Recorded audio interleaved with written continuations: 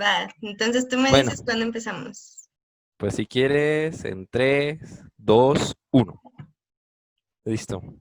Pues hola, ¿qué tal? Yo soy Omar Saldaña. Les voy a hablar un poco sobre grandes telescopios. Básicamente, tenemos muy en mente lo que tenemos en idea. ¿Qué rayos es un telescopio espacial? Pues básicamente es un gran satélite, pero enfocado a los usos de la astronomía. Mucha gente no lo sabe, pero la carrera por la cual se empezó para iniciar esto de los telescopios espaciales como los actualmente conocemos, como el Hubble, como el Chandra, como el Newton, como el Herschel, como el Spitzer y como el próximamente el James Webb, tienen los inicios desde la Unión Soviética. Tienen en el Cosmos 215, si no mal recuerdo, fue lanzado inclusive en los años 60. Entonces, es un telescopio muy interesante porque no solamente era un telescopio, eran 8 telescopios observando a diferentes estrellas para determinar específicamente el espectro ultravioleta.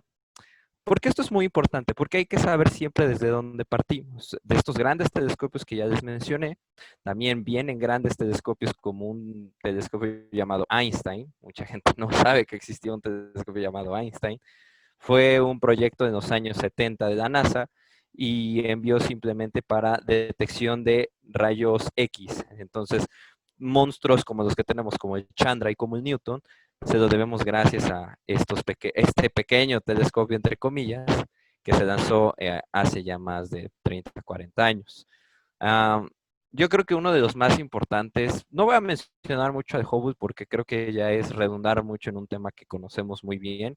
Sabemos que Hubble ha hecho maravillas desde que fue lanzado, pero por ejemplo, el Spitzer, el telescopio infrarrojo, nos ha dado una gran gama de información, especialmente sobre um, grandes cantidades de planetas similares a los de la Tierra. Un ejemplo de ellos es el sistema TRAPPIST-1, creo que así se llamaba, descubierto en el 2017. Entonces, este gran telescopio también nos ha dado grandes avances en cuestión del entendimiento de la expansión del universo. Como comprender espera, no solamente se expande uniformemente, sino que hay pequeñas regiones por ahí que se están expandiendo de una velocidad diferente, no es totalmente uniforme. Um, creo que también, no a lo mejor no un gran telescopio espacial, pero sí merece que sea mencionado, un telescopio únicamente para la Agencia Espacial Canadiense es el telescopio MOST, un telescopio que se lo hacen en forma de broma al Hubble, que es el Hubble Space Telescope. Este es el Hubble Space Telescope, o sea, el telescopio espacial humilde, porque este telescopio es pequeñísimo, es como si del tamaño de a lo mejor de, no sé si ustedes tengan telescopio, pero de una maletita, el tamaño de una maleta, muy pequeño, tiene un diámetro de 15 centímetros, como un Power Seeker de 12.5 de los que luego vende Celestron.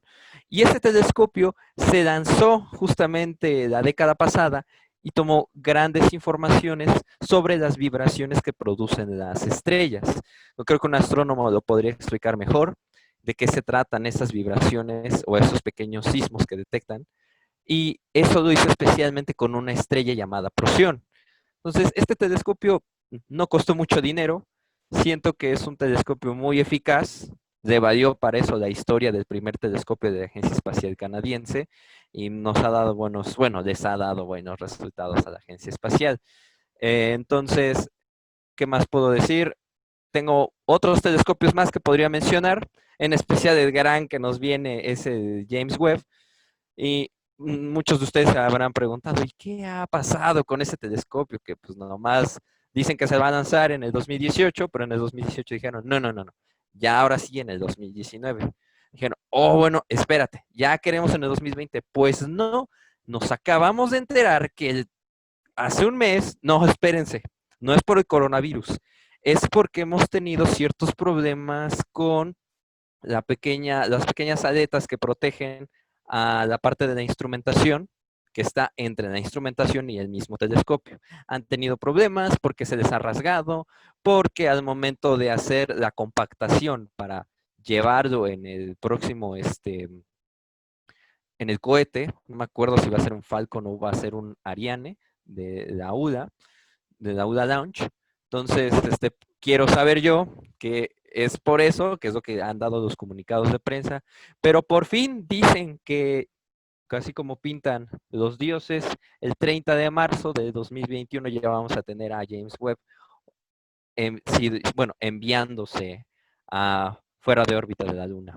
Entonces, ya después de haber resaltado esto, creo que a lo mejor me voy a salir un poquito del tema, pero mucha gente se preguntará, y bueno, ¿México para cuándo, no?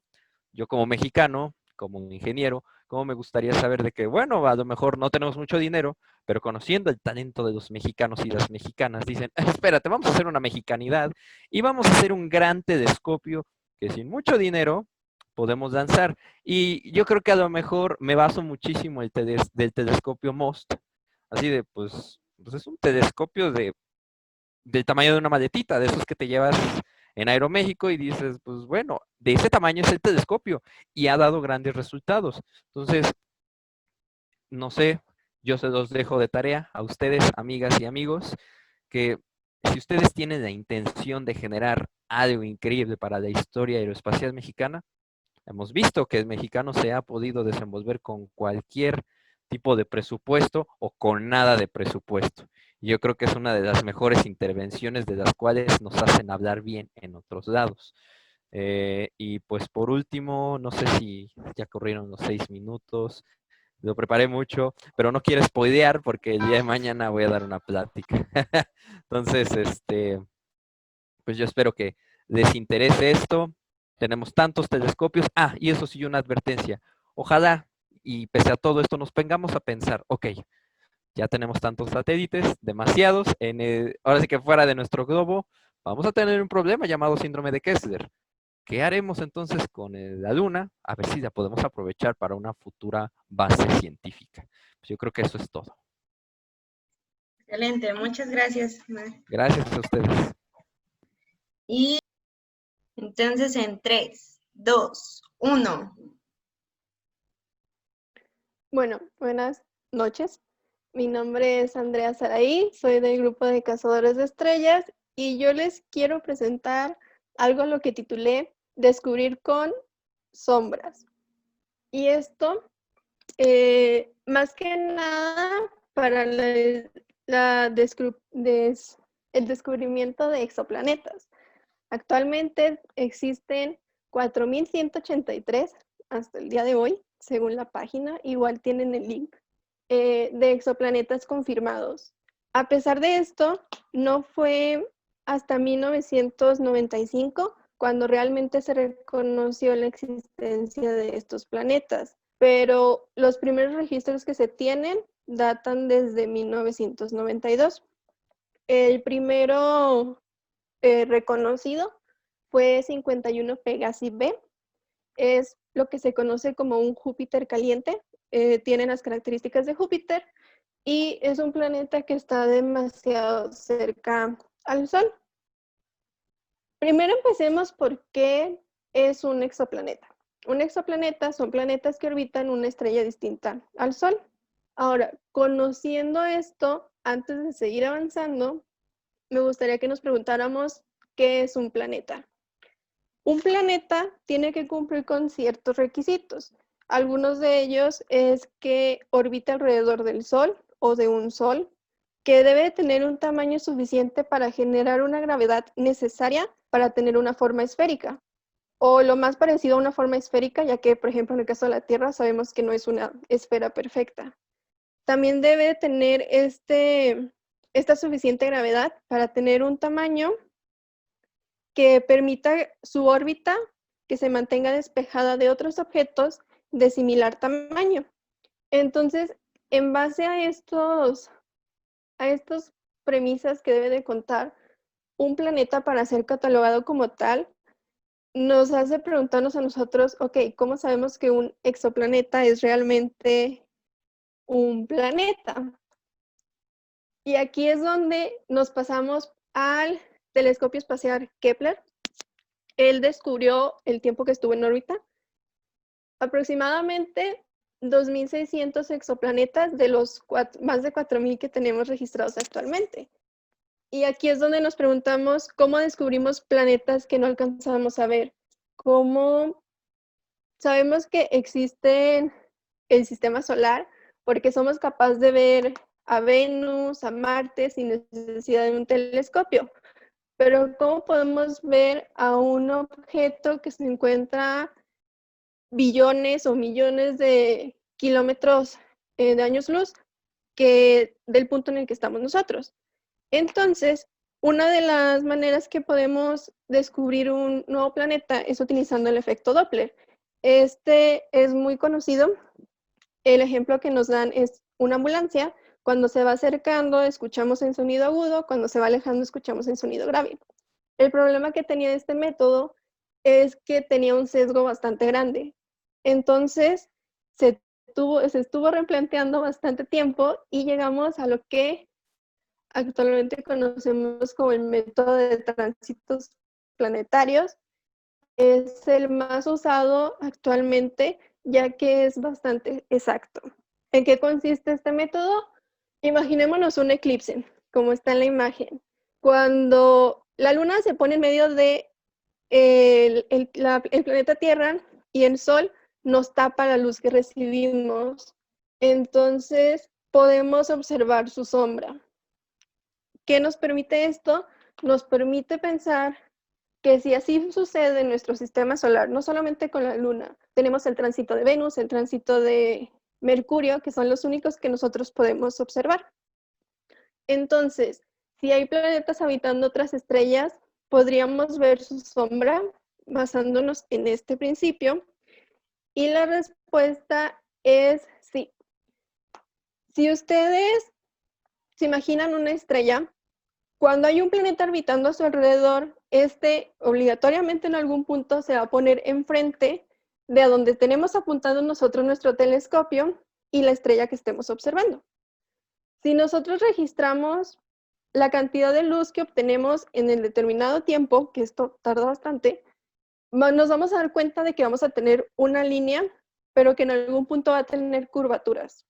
Cuando tenemos esa curvatura, quiere decir que hay algo que se está interponiendo entre nuestro telescopio y la estrella que estamos observando.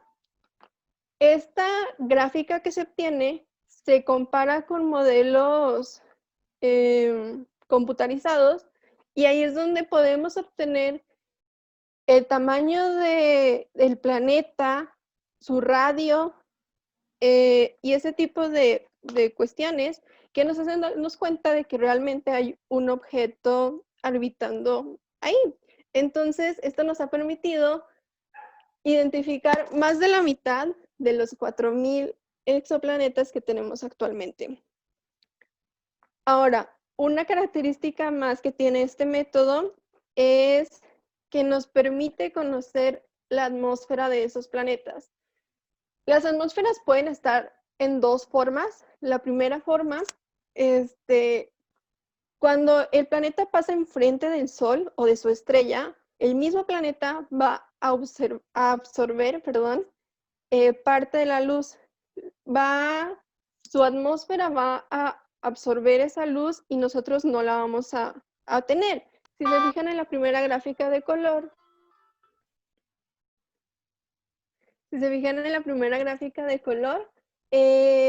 tenemos ciertas franjas que ya no recibimos. Es aquí cuando tenemos la presencia del exoplaneta enfrente del Sol. En la segunda gráfica hacemos una comparación de cómo era la luz antes de que apareciera ese planeta y cómo es ahora.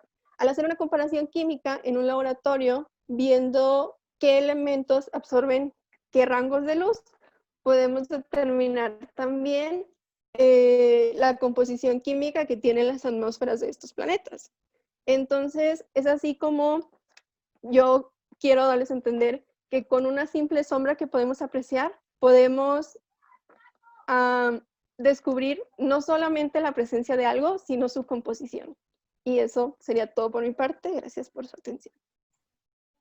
Ok. Entonces, en cuanto me digas que estás listo. Deja pongo el cronómetro yo también. Va. Entonces, 3, 2, 1. Buenas noches. Mi nombre es Samuel Plata. astrónomo amateur, muy amateur, 3 años de experiencia apenas. Y lo que les quiero compartir un poco, no, o sea, sí es el primer grande telescopio, pero no es el más avanzado. O sea, no me refiero al gran telescopio tecnológico, sino al primer gran telescopio que surgió. Nosotros nos vamos a remontar primero que nada, les quiero meter en un contexto de 1600 para acá, Simón, porque es donde empezaron a ocurrir mm, sucesos más importantes en este ámbito de los telescopios. Por lo que quiero comenzar. Ay, no, no, se trabó. Ahí está. Lo que quiero comenzar es cómo surgió este telescopio. O sea, el telescopio no está tan claro quién hizo la invención, quién lo patentó. O sea, todavía existen dudas un poco.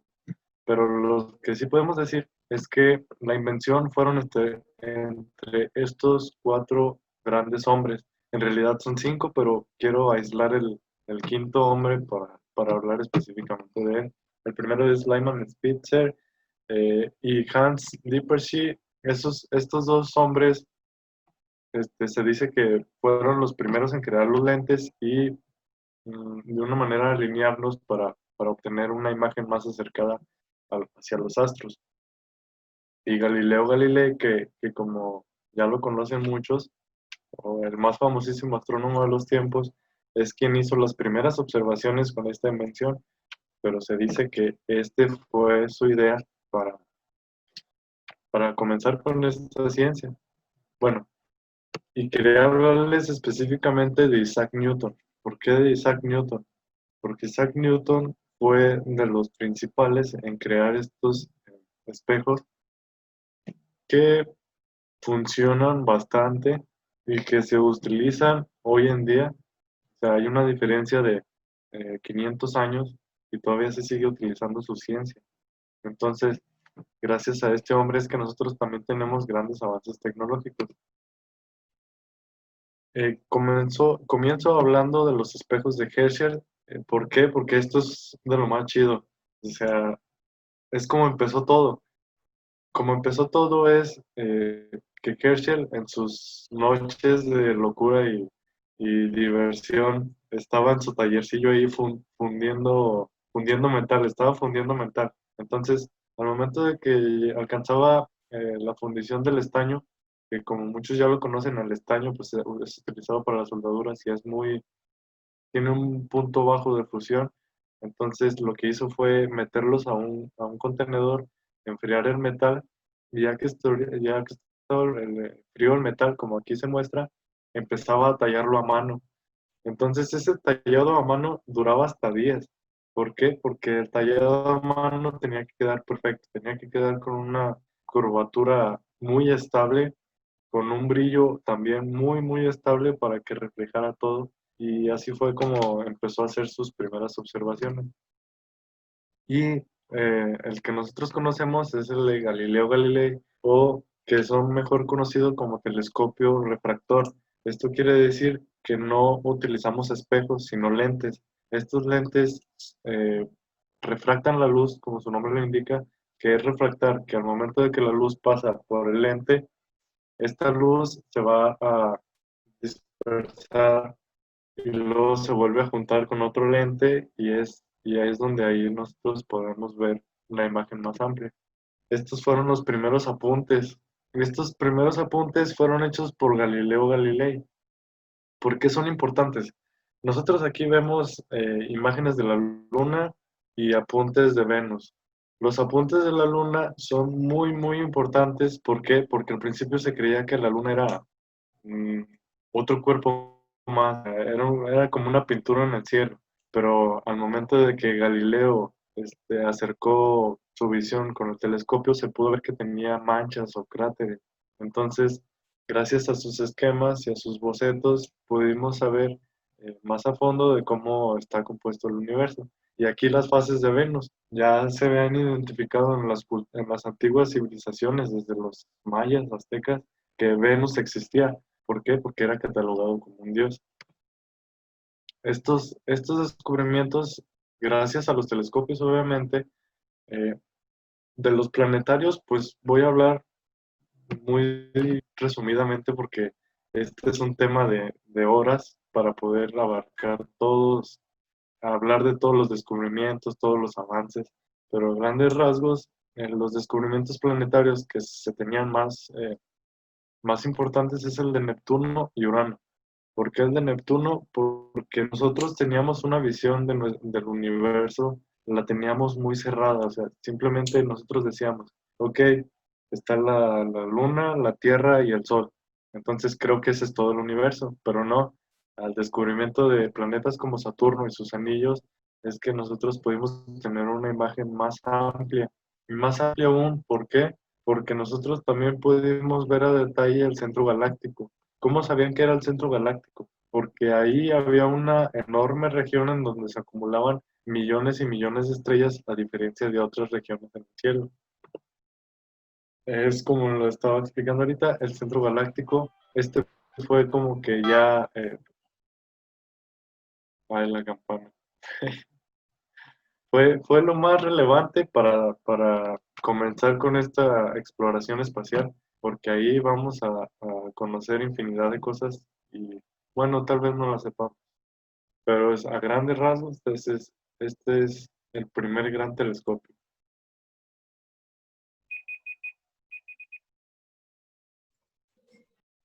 Excelente, muchas gracias, Plata. 1. Listo.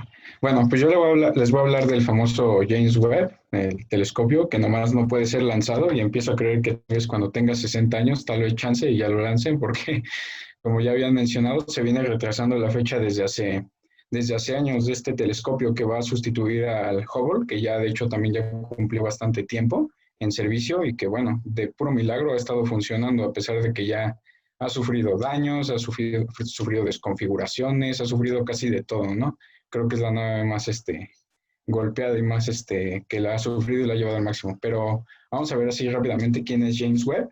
Y bueno, James Webb fue el segundo administrador de la NASA. Pues nació el 7 de octubre en Carolina del Norte, estudió Derecho en la Universidad de George Washington y participó en la Segunda Guerra Mundial como teniente y también como piloto tanto de pruebas como de combate de la US Air Force de los Estados Unidos. Aparte tuvo diferentes cargos mucho antes de lo de la NASA, le entraba en diferentes regiones a la política, tanto con congresistas como apoyo de congresistas, muy variado el trabajo del señor, hasta que bueno, fue electo para ser administrador de la NASA. También recordar que él tuvo diferentes retos ya estando como administrador.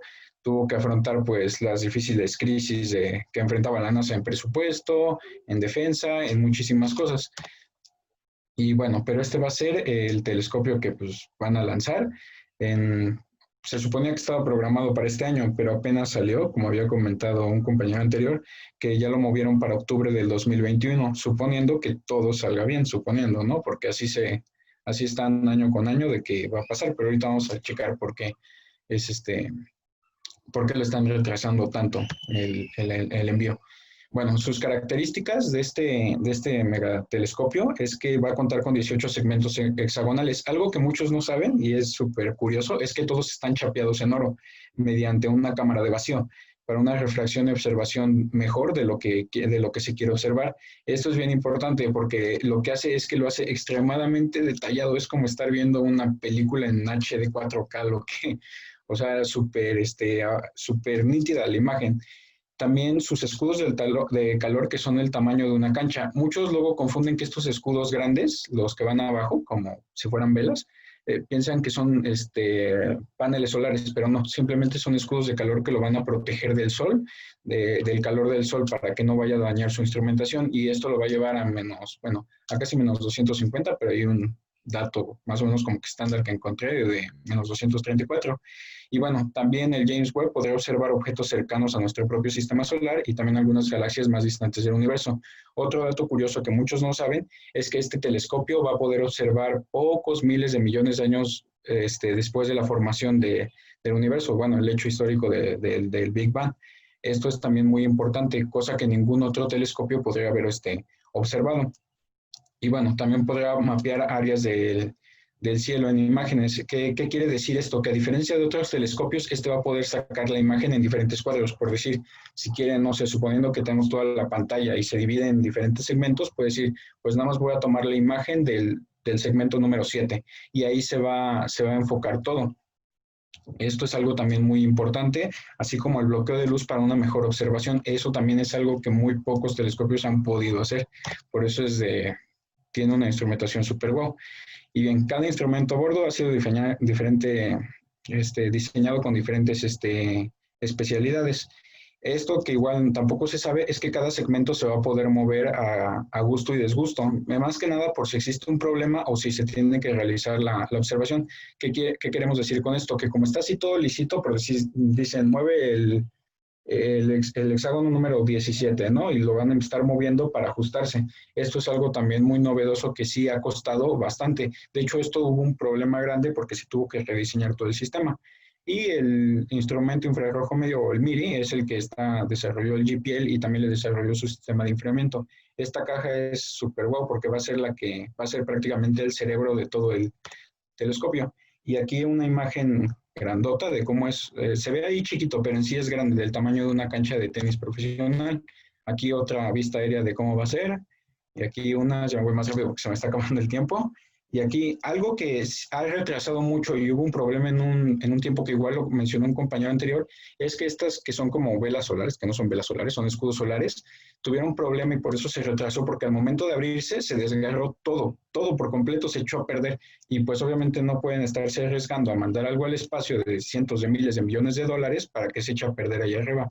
Más que nada, el retraso mayor ha sido por estos escudos solares y por cómo se va a compactar, porque lo van a mandar en un Ariane 5. Lo que van a hacer lo van a compactar bien, pero el problema es al momento de abrirlo se puede desgarrar el escudo solar. Es por eso que ha presentado tantos problemas. Y aquí, bueno, como verán, es como que el problema mayor que siempre han tratado de resolver porque son delgadas esas cosas, verdaderamente delgadas y frágiles. Y bueno, aquí tenemos rápidamente cómo está conformado.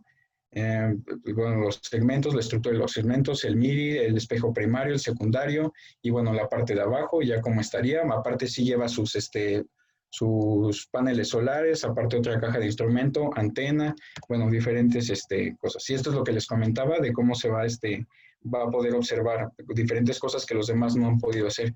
Y aquí una gráfica de cómo serían la diferencia entre uno y otro. Y ya, creo que ya terminé. Y aquí un modelo de papel. Y eso sería todo. Perfecto. Más que nada, quería agradecerlos muchísimo por darnos esta oportunidad. Y sobre todo a Abner. Les hablo desde Perú, desde Arequipa. Y esto es una ocasión muy, muy importante para mí. Bueno, en esta ocasión les voy a presentar nuestra pequeña startup llamada Kinti Space. Kinti Space, porque Kinti viene del lenguaje quechua, del Imperio Incaico, antiguo Imperio Incaico, que quiere decir colibrí. Y es más, tenemos en nuestra cultura, en la cultura pre-incaica, incluso tenemos ya evidencias de esta pequeña ave en jeroglíficos, por así decirlo. Bueno, ¿cuáles son o quiénes son nuestros socios estratégicos de Kinti Space? Bueno, la primera es nuestra casa universitaria, la Universidad Nacional de San Agustín, la UNSA, el Instituto de Investigación Astronómica y Aeroespacial Pedro Paulet, que también le pertenece a la NASA, y el Programa Espacial Universitario, el cual también nosotros estamos formando parte de ellos, ¿no? Trabajamos en conjunto con esas organizaciones. Ahora, ese es el Instituto Astronómico y Aeroespacial Pedro Paulet. Aquí pueden ver un sistema de rastreo satelital. Es un sistema para rastrear satélites artificiales, que es de la NASA, y como también van a observar acá, hay diferentes instrumentos de diferentes países, así como Rusia, Francia y Alemania. Y muy pronto también vamos a tener algunos instrumentos de China. Bueno, ¿de dónde nace el tema de la curiosidad o por así decirlo, la inspiración para poder crear este tipo de startup, o de dónde nace la curiosidad para que nosotros podamos hacer los cohetes. Bueno, aquí en el equipo tenemos a un personaje muy importante llamado Pedro Poblet Mustajo. Desde pequeño ya inventaba, perdón, ya lanzaba pequeños cohetes, los pequeños cohetes de fiestas patronales, y calculaba, ¿no? La dirección o la altura que llegaban sus cohetes, ¿no? Entonces era pues un geniecillo para su época, era muy inteligente. Es más, incluso ganó unas becas que le llevó a estudiar en la Sorbona en Francia, y estudió ingeniería química. Bueno, en 1902, Pedro Pablo Mostajo inventa o desarrolla el primer motor de cohete de propelente líquido. Era pequeño y podía impulsar aproximadamente 50 kilos de peso. Entonces, es uno de los precursores del tema aeroespacial, ¿no? Considerado como el padre de la aeronáutica moderna. Bueno, aquí en Perú tenemos lo que es la Agencia Espacial del Perú. Y en honor a Pedro Pablo Mostajo es que lanzaron este pequeño cohete que llegó a 60 kilómetros de altura. Esto con tecnología francesa, ¿no? Ellos hasta el momento aún no desarrollan el tema de los propulsores. Y también la Agencia Espacial de nuestro país tiene su primer satélite, el Perusat-1, es un pequeño satélite de observación geográfica, ¿no? Ahora, nuestros cohetes, aquí tenemos pequeños fragmentos, pequeñas fotos de nuestros cohetes. Ya vamos trabajando en temas de propulsión de cohetes de propelente sólido, más o menos 15 a 16 años, pero siempre con pausas, suelen ocurrir algunos detalles, ¿no? Pero actualmente ya le estamos dando más énfasis al tema del desarrollo de los propelentes sólidos y propelentes híbridos, y sobre todo el tema de los cohetes de propelente líquido. Ya estamos en estudios y en preparación, en preparativos para desarrollarlos. Aquí tenemos uno de nuestros últimos lanzamientos del año pasado, si más no me equivoco fue en noviembre. Aquí pusimos en prueba el propelente Candy, la cámara de combustión, la tobera y la rampa de lanzamiento. En sí, prácticamente hemos hecho testeo de todos estos sistemas para los siguientes lanzamientos que vamos a tener, ¿no? Aquí hay un pequeño video. Entonces, más o menos llega a unos 80, 50 metros de altura, con algo de 150 gramos de propelente, ¿no? También estamos usando el tema del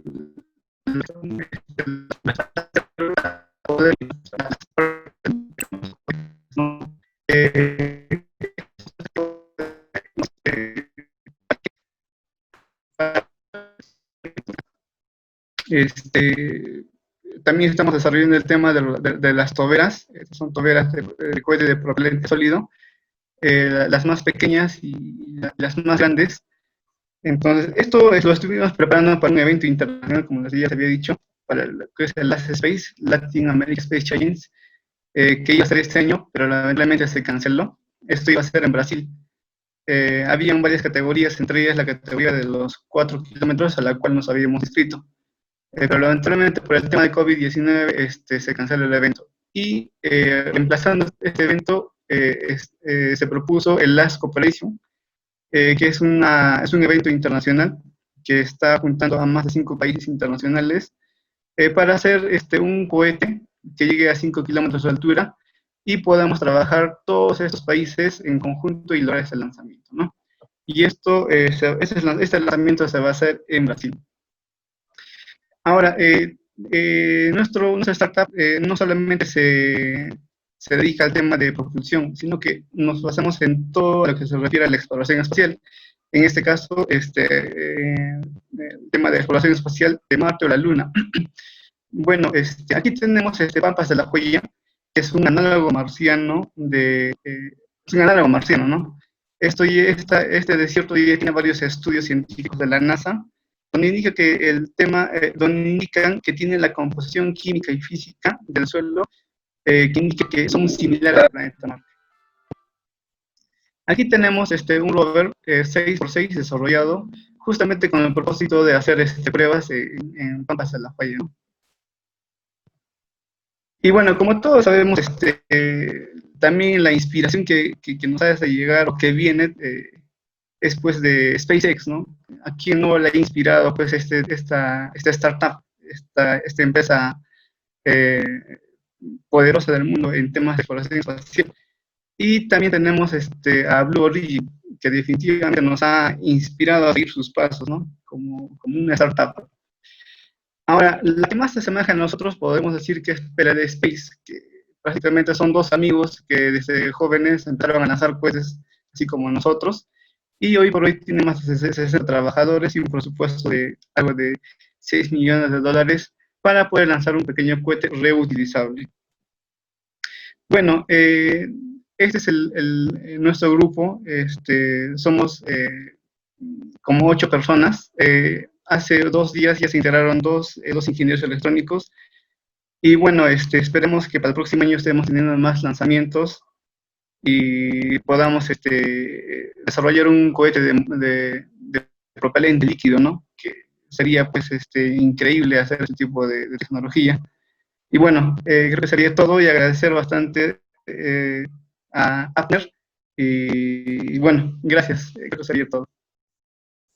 Ok, el tema que escogí para esta charla fue sobre el uso de las espectroscopías astronómicas en los telescopios espaciales. Pero primero empecemos sobre qué es una espectroscopía astronómica. Una espectroscopía se puede usar en diferentes ámbitos, pero en este aspecto vamos a hablar en el campo astronómico. Tal como lo dice su nombre, una espectroscopía se encarga de estudiar un espectro electromagnético de cualquier cuerpo que se encuentre en el espacio. Y mediante el estudio de este espectro electromagnético se pueden averiguar muchas propiedades, ya sea de una estrella o una galaxia distante. Se puede saber su composición química o movimiento mediante el efecto Doppler. Antes que nada, quisiera seguir primero con los antecedentes de la espectroscopía, sobre cómo fue empezando todo antes de que empezáramos con los estudios más avanzados de la espectroscopía. Se supone que los estudios de los espectros electromagnéticos fueron empezados por primera vez por Isaac Newton cuando empezó a utilizar el prisma para dividir la luz visible. Y se cree que cuando él observó el arco iris de color, a lo mejor pudo haber visto unas líneas de absorción oscuras, que más adelante voy a hablar sobre eso. Y ya como tal, las primeras descripciones o estudios que se hicieron sobre estos espectros fueron por William Herschel en 1798 y lo hizo estudiando a 2 estrellas, a Sirio y Arturo. Y más adelante, la clasificación de las líneas del espectro del Sol fueron hechas por Fraunhofer en 1814. Y mediante las líneas de este espectro, que es también un tema que voy a hablar más adelante, mediante esas líneas hubo una identificación de elementos químicos en la atmósfera solar por Kirchhoff y Robert Bunsen en 1861. Pero antes que nada, ¿qué tiene que ver el efecto Doppler con la espectroscopía? Bueno, como todos sabemos, como anteriormente lo había dicho alguien que expuso, no me acuerdo quién, había puesto como el ejemplo del efecto Doppler de la ambulancia. Entonces, estamos hablando sobre el espectro electromagnético que puede emitir un cuerpo. Estamos hablando sobre que puede tener un acercamiento al rojo. ¿A qué me refiero con acercamiento al rojo? Que la onda, la luz que nos está mandando ese cuerpo está recorriendo una distancia muy larga y al recorrer una distancia muy larga, pues esta onda se suele agrandar y por ende se está acercando al ojo, o sea, al rojo se está haciendo más grave. Pero si el cuerpo no estuviera tan distante, esta onda sería más corta y por lo tanto sería más aguda, por lo que creo entendí el efecto Doppler.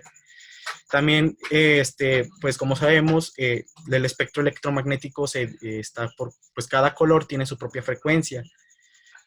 Por ejemplo, podemos convertir el infrarrojo a ultravioleta si se cambia su frecuencia. Ahora vamos a hablar sobre la banda de absorción, que es lo que había dicho en las primeras diapositivas. La banda de absorción del espectro electromagnético, pues cabe destacar que los átomos, a lo mejor muchos lo pueden saber o otros no, un átomo puede absorber y emitir luz, que es lo que se refiere a las líneas espectrales de las que habló Fraunhofer y de las que se clasifican los elementos. Sí, y pues aquí tenemos un breve texto explicando todo esto, y en esta imagen tenemos una espectroscopía de la atmósfera de nuestro planeta. Ahora sí vamos a hablar de las líneas de Fraunhofer, que como podemos ver en la imagen del espectro electromagnético son esas líneas negras. Cuando mencioné sobre que los átomos absorbían luz y podían emitir luz, me refería a eso, que al emitir luz lo podían hacer con cierta frecuencia, y al emitirlo a cierta frecuencia pueden tener cierta longitud de onda dentro del espectro electromagnético. Por lo tanto, podríamos llamarlo eso como la huella dactilar de un elemento químico. Y por ejemplo, si se utiliza una espectroscopía en, no sé, por ejemplo, en Marte, puede arrojar como resultado varias líneas en determinados lugares. Por ejemplo, en esa tabla fueron las primeras líneas que clasificó Fraunhofer, que las clasificó por la letra A, que por ejemplo la letra A tiene un origen químico de oxígeno atmosférico y tiene una longitud de onda de 759.37 nanómetros. Y así lo podemos ver con los demás orígenes químicos que vienen clasificados aquí. Aquí tenemos unas ejemplos de las huellas digitales, entre comillas, de cada elemento. Por ejemplo, podemos ver la del sodio, la del hidrógeno, la del calcio, el espectro de absorción del sodio, y también podemos hablar de la espectroscopía de algunas estrellas. Ahora sí, las bandas oscuras en el espectro que describió Fraunhofer comparten la mayoría de espectros estelares, comparten dos características del espectro solar: la emisión en todas las longitudes de onda del espectro y de varias líneas de absorción discretas superpuestas. ¿Qué quiere decir esto? Que si sacas una espectroscopía, ya sea del Sol o del firmamento, en pocas palabras, podría ser, entre comillas, lo que serían varias líneas, unas más notorias que otras. Ya con esto se refiere a la abundancia de elementos químicos que se encuentran en el universo. También vamos a hablar de la espectroscopía de nebulosas. En los primeros tiempos en los que se estudiaba la astronomía a través de telescopios tecnológicos, la palabra nebulosa, como los que se usaba para describir cualquier mancha borrosa que no pareciera una estrella, pero tiempo después se vio que, bueno, no sé si conozcan el elemento nefelio. Bueno, le iban a poner un nombre relacionado a las nebulosas, ya se me olvidó el nombre, pero eso es lo que puedo decir de las espectroscopías de las nebulosas. De las galaxias, pues, todo esto podemos hablar como de espectroscopía solar, pero en este caso, una espectroscopía de la galaxia en sus principios le sirvió a Edwin Hubble en la década de 1970 para decir que las galaxias más cercanas e inclusive las más lejanas se alejaban, y con esto confirmaba la teoría de que el universo se expandía y no la del universo que se mantenía quieto. También podemos hablar de la espectroscopía de los cuásares, que cuando se obtuvo el primer espectro de uno de estos objetos, se encontró algo pues que no encajaba. Las líneas de absorción que se esperaban en el espectro electromagnético no eran las que se esperaban. Entonces, ¿por qué? Porque el espectro electromagnético estaba muy corrido al rojo, hasta que empezamos a ver que los cuásares eran estrellas muy brillantes que se encontraban muy lejos. Y poco se puede decir de la espectroscopía de planetas, ya que prácticamente lo que podemos saber de su composición química es de la luz que se puede ver reflejada de su estrella en la atmósfera, y eso arroja pues cuántos elementos tiene en su atmósfera en el espectro electromagnético en las bandas de absorción. Y por último tenemos la espectroscopía de cometas, que es prácticamente, se puede saber la composición química de un cometa prácticamente por el mismo procedimiento, pero no como tal, como del mismo proceso de un planeta, ya que la luz solar al llegar al viento solar con los gases que rodean al cometa, se saca la espectroscopía y se puede saber la composición química.